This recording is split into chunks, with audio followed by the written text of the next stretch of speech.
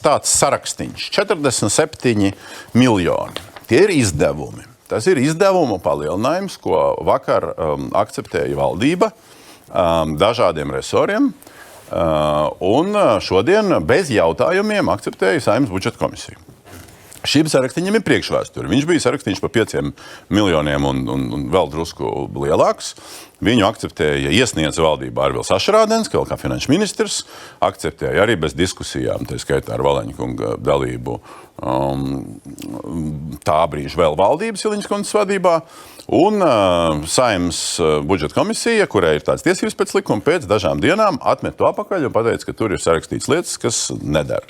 Un tagad ir 5 miljoni mazāk. Nevis 25, nevis 15, bet 5 miljoni mazāk. Pirmkārt, ar kaut ko ir jāsāk, un šajā gadījumā 5 miljoni arī ir nauda. Šis ir precedents, un šajā sasaukumā es neatceros citu reizi.